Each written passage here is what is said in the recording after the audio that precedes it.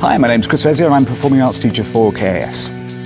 The arts are taught through several means. First is a gradual scaffolding of the development of skills.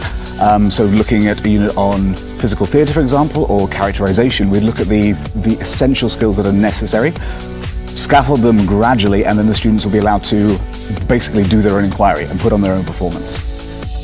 I think what makes IB Art really special is the fact that the students get to choose their own inquiry. So in a traditional system, you would obviously, the students would be provided with the text, with the material, they'd learn the material, they'd rehearse, and that would basically be their arts experience, their drama experience. With IB Art, the students get to choose the avenue of inquiry, so they get to choose basically what they do and what they choose to perform.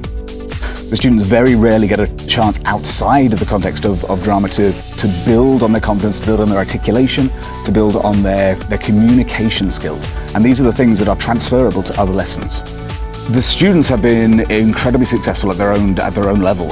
One thing that I notice with the students is how much it improves their self-esteem and their confidence. The arts is something where the students get to really shine and to really see how they can challenge themselves and what they can actually do. It's the fact that these skills are then transferable onto other subjects that I think is where they really excel. And I've had other teachers coming in saying how confident a certain student has grown or how much they've improved in their communication skills. What makes IB Art so special is the fact that a product is just part of the process. When I'm teaching the arts, I am teaching perhaps 30% product and skills. The other skills that I'm teaching are the process of inquiry, the process of how we're going to have creative ideas and how we're going to solve problems. And I'm actually teaching those skills, not just asking the students to go ahead and research. I'm giving them strategies involving that research, so how they're going to get to a solution for a problem that I've offered them. Within a class, when we're looking at a unit, we're looking not necessarily at a landscape, for example. We might be looking at a concept of representation and how landscapes would be a metaphor for a different emotion. So some of the students might be doing a landscape, but other students could be choosing something else. And what I like about this is that I'm encouraging the students to make everything personal, which means everything that they've completed is going to be completely different within a class. So a class of 20 students has 20 unique projects that they've all gotten to through a common understanding of a core concept, but through many different varied personal processes. Learning the arts for me is not to create an artist out of a student, it's to create a student who looks at the world critically, who questions their society and their role in the society and appreciates their role and their culture, and can do that emphatically to other cultures as well. This is a self-portrait that I painted. This is an annual grade 10 activity to do. We had to look at who we are and what people don't know about us and try to put that into a painting and try to use colors and textures to explain those parts of yourself. I found out that being imperfect is perfect because it took a long time to paint my nose, and that was one of the things that I am insecure about.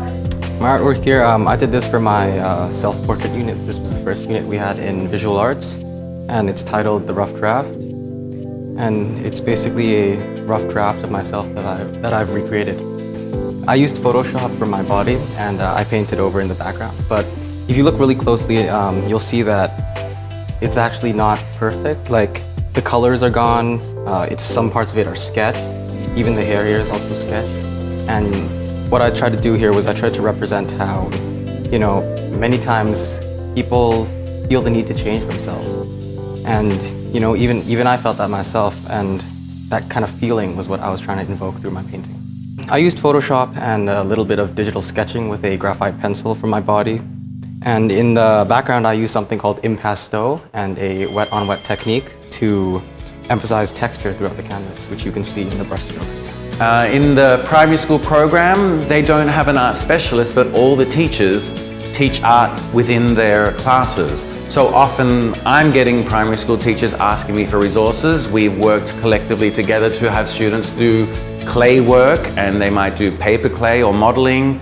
They're always doing after-school projects and painting, and the good thing about this is the students are getting a passion and a love for just being able to do art. Then when they come to me in middle school and we're applying theory to it, we're often getting students who think, I'm really good at art or I'm not good at art, it's not my thing, but I'm able to help them understand that even if you're born with 10 thumbs, you can be successful in some way. Another thing that I'm really proud of as an arts curriculum is that part of our objective is to have students have an appreciation of the arts, and through the way I teach the arts here is I'm encouraging the students to visit art galleries in Thailand, and one of the feedbacks that I regularly get from examiners is that they really appreciate that even though it's a limited resource, I believe, the examiners are always seeing that our students have got very good access to primary sources. So the students are getting a good appreciation and a good education through their access to what I'm making available to them, and they're making the effort to go and see it themselves. It's giving them good life experience as well as a broader understanding of the arts in Thailand.